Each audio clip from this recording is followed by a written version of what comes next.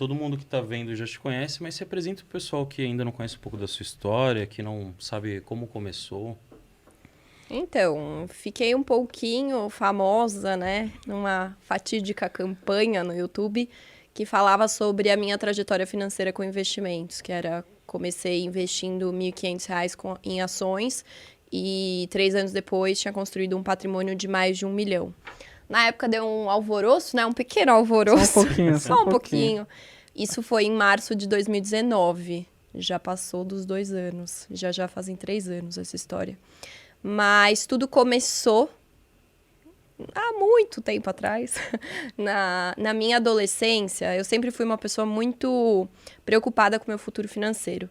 Porque eu observava as famílias dos meus amigos, eu via que as coisas eram muito diferentes na família dos meus amigos em relação à minha família. Então, eu vivia num ambiente de pessoas com bastante dinheiro, mas em casa as coisas eram muito montanha-russa, assim. Eu via muitas brigas dos meus pais, estresse financeiro. A gente mudou de estado por questões financeiras. Então, eu nasci e cresci em São Paulo, desde que eu nasci até os 15 anos. Aos 15 anos, o meu pai foi demitido, não tinha guardado dinheiro nenhum, não conseguiu se reposicionar no mercado, tivemos que baixar o padrão de vida, a gente saiu de São Paulo e foi morar em Santa Catarina para ele trabalhar na empresa da família. E tudo isso, assim, mexeu muito comigo, enxergar a limitação geográfica, as questões de brigas em casa, a preocupação com o dinheiro. Então, eu fui criando uma mentalidade bastante preocupada, assim, com plantar, com observar o que meu pai estava fazendo de errado. Se eu quisesse ter a vida que os meus amigos tinham, que era ir para Disney todo ano, que a gente não ia, eu teria que fazer alguma coisa. Enfim, em resumo, eu tinha uma boa vida, mas se eu quisesse algo a mais, eu ia ter que assumir as rédeas, né? Não ia nada cair do céu para mim. Então, eu comecei a trabalhar aos 14, 15 anos, dando aula de dança, fui modelo, tudo que dava para fazer, para arranjar um dinheirinho, eu fazia. Inclusive, eu pretendia fazer faculdade de dança, né? Desde os 3 anos eu dançava, cresci com essa ideia.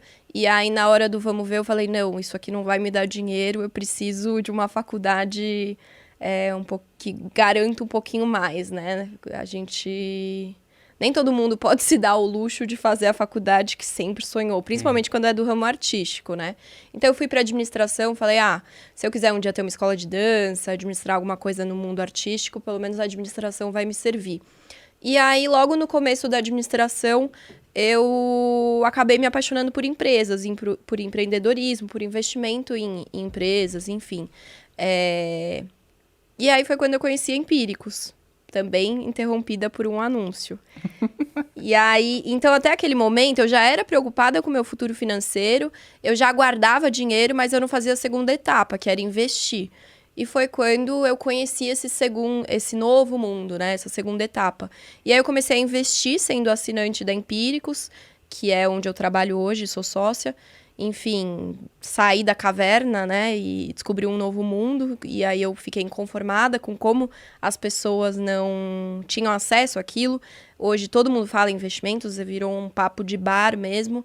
Mas naquela época, que nem é tão distante, mas 5, 6 anos atrás, realmente não se falava disso, assim. As minhas matérias na faculdade de mercado de capitais foram uma vergonha. O professor não ensinava nem o que era uma ação, e eu já estava vendo isso sendo assinante da Empíricos, então realmente foi só crescendo um inconformismo em mim. E aí, enfim, para tornar curta uma história longa, eu peguei um momento muito especial para as ações, que foi ali 2015, 2016, foi a retomada da Bolsa, né? Ela estava em 40 mil pontos, e aí ali ela decolou, eu comprei ações a preço de banana, teve ação que eu comprei que em 2, 3 meses dobrou. E em menos de um ano teve ação que eu comprei que multiplicou por 5, algumas até mais, num prazo um pouco maior. Então, eu até fiquei meio iludida, assim, tipo, nossa, isso aqui realmente muda vidas.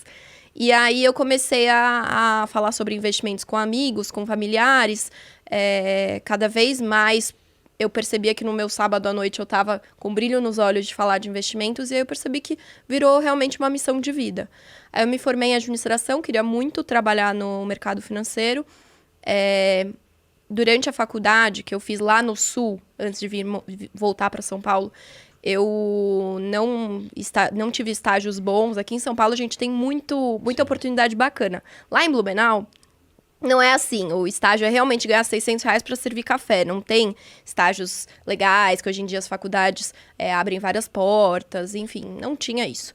Então, me formei assim, com um currículo em branco, com o sonho, com a vontade de trabalhar no mercado financeiro. Mas assim, zero caminho ou não sabia o que fazer. E aí eu mandei um e-mail para Empíricos, falando que eu era assinante deles, cliente, né? Que eu era muito apaixonada pela empresa, enfim, dei uma chavecada lá. Fiz um copyright. Fiz legal. um copy no e-mail e nem sabia o que era copy no momento.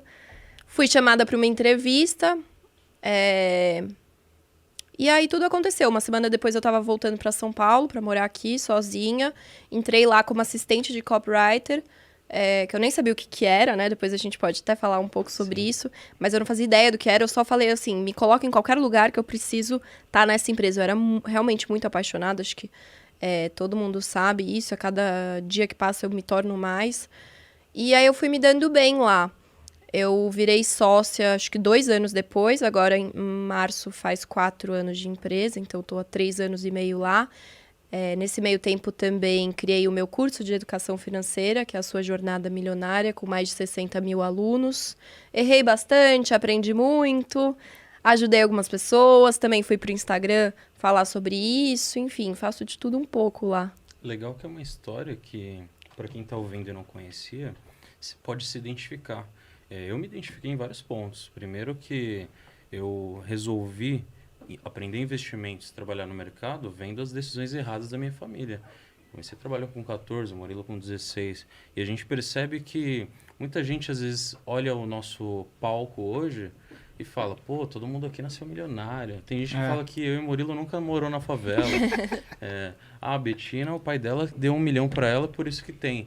Na realidade, não é assim que funciona. É uma jornada de conhecimento, de estudo, de sair da zona de conforto. Igual, você teve a questão de ter que diminuir um pouco o padrão, mudar de estado, não teve oportunidade de estágio legal. Eu e o Murilo, a gente nasceu na favela, mas a gente foi trainee da KPMG, a gente trabalhou no Bradesco, e era estágios legais, tipo, você ganhava lá 3 mil para trabalhar, ter responsabilidade, crescer. E eu vejo que hoje as pessoas, infelizmente, querem ter esses resultados. Mas quando a gente conta as histórias, tipo a sua história, a nossa, eles não querem pagar o preço, eles não querem passar por isso. Então é uma história inspiradora que mostra para as pessoas que não é que a gente está aqui porque colocaram a gente aqui do nada. Existe tudo um trabalho, um processo para chegar aqui, né? Porque eu lembro naquele caso, né, da sua propaganda, que viralizou, foi para tudo que é canto. A maioria das críticas que eu observava na internet era justamente falar assim, mas fez 1 milhão em 3 anos, tal, isso, aquilo, foi o pai que deu, tá ligado? Então, eu lembro de um comentário que era bem assim, o primeiro mês o pai deu os 1.500 e depois de 2, 3 anos deu 1 milhão, tá ligado? Foi tipo assim o comentário. E assim, confesso que eu não conhecia a sua história, mas nunca cheguei a julgar nem nada, eu sempre penso da seguinte maneira.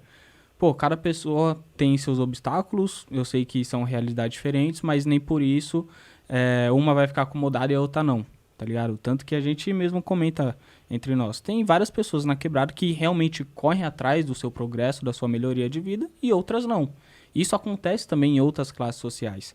E aí eu queria saber de você, como que foi a sua reação durante aquele momento, né, que você explodiu em tudo que é lugar? Vocês foram no Pânico também, que eu lembro de ter visto... Não, saiu até no Fantástico. E o legal é que foi no mesmo mês que a gente criou o Favelado Foi, Investidor. isso mesmo. Março, 19 por isso também. que eu tô lembrando As alguma redes coisa sociais, assim. tanto as nossas como a sua, cresceu no mesmo... Que eu lembro que Legal. na KPMG, né, a gente tinha a nossa equipe e a gente comentava sobre investimentos e tudo mais. Aí um amigo lá do trabalho falou, e esse negócio da Betina, será que é verdade? Eu falei, cara, eu não sei dizer se é verdade ou se é mentira, eu não conheço, tá ligado? Não vou definir aqui, não vou Na julgar realidade, sem eu saber. vi muitas pessoas também falar que, pô, vamos fazer isso, então, pô, R$ 1.000 e virar 1 milhão. Mas no momento que você foi específico, falou que foi só os 1.000 que foram 1 exatamente. milhão.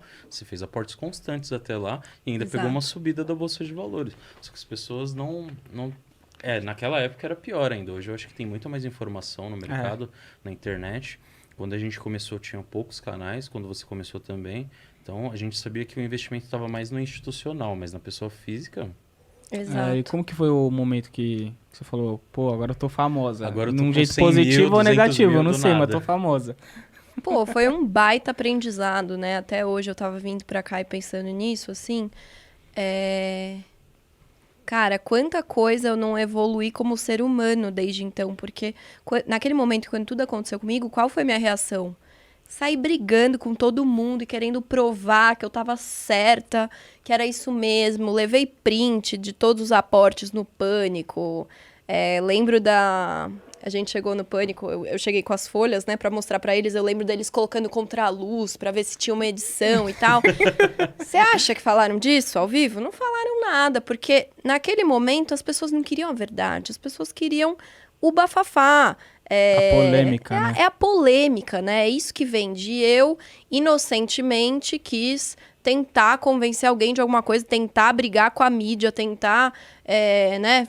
Sei lá, enfim, foi um grande momento de aprendizado. Eu lembro de entrar numa sala com um jornalista, sair da sala e falar, nossa, arrasei, agora provei meu ponto, essa matéria vai sair, vai mudar tudo. E aí, tipo, ia pro ar, ia sair a notícia com, entre aspas, coisas que eu nem falei, sabe? Aí vinha tudo distorcido. Aí um monte de gente veio falar, Betina, você tem que entrar numa sala com um jornalista e gravar tudo pra provar. Mas nem isso adianta, porque você vai gravar e depois que a notícia já saiu, ninguém quer ver a gravação certa, sabe? E hoje eu enxergo isso, tenho uma maturidade maior pra entender que críticas sempre vão existir, sempre vai ter gente querendo te diminuir, principalmente por ser mulher. Então, você vê uma mulher bem-sucedida, ou tem um pai por trás, ou tem um marido por trás. Mas, além disso, acho que também tem o lado de reconhecer o meu erro. E eu errei muito naquele momento, sabe? Por mais que eu não tenha dito a frase transformei R$ 1.500 em 1 milhão, não foi transformei, foi comecei. E o meu aporte, de fato, foi em Banco do Brasil, R$ 1.520, sem ações, estava R$ 15,20. Eu deveria ter deixado mais claro desde o início que houveram aportes. Houveram, não existe, né? Que houve aportes mensais, constantes, até porque é o que eu prego hoje. Eu falo, gente, não adianta ficar discutindo Evergrande, discutindo valuation, se você não sabe o princípio, se você não pensa a longo prazo, se você não diversifica, se você não pensa em alocação. Isso é o básico e é o mais importante. O básico é o mais importante. Então, assim, foi foda naquele momento, me fez evoluir, sei lá, anos como ser humano, reconheço o meu erro, mas também não me arrependo, assim. Eu acho que foi muito bom, porque eu vejo que, naquele momento, o que me deixava bastante em paz? Pensar que as pessoas que se ofenderam com aquela propaganda, as pessoas que, sei lá, por algum momento pensaram, nossa, eu posso ficar rico investindo R$ 1, as pessoas que foram me xingar no Twitter... Enfim, aquilo fez mal durante 5 minutos que ela foi lá, postou o comentário ruim e seguiu a vida e, enfim, nem sei onde está hoje. Agora, as pessoas que me deram ouvidos e, de fato, foram estudar um pouquinho mais sobre investimentos por causa daquela propaganda, que é muita gente que me manda mensagem assim hoje, pô, no longo prazo, elas estão felizes da vida hoje. Eu recebo muita mensagem, toda vez que eu falo que eu errei naquele momento, eu recebo muita mensagem falando, Betina, nunca diga isso, porque eu agradeço todos os dias por aquela propaganda, eu só abri meus olhos por causa daquela propaganda, hoje eu tô investindo, já mudei minha vida, tô super feliz. Então, assim, acho que como tudo na vida, não tem preto no branco. Foi errado, poderia ter sido de outra forma, mas também, se fosse de outra forma, não teria alcançado tanta gente que alcançou, né? Na realidade, você atingiu um público bem geral. A sua propaganda chegou para todo mundo. Tava em música, tava em filme, em qualquer coisa que tinha. Chegou em...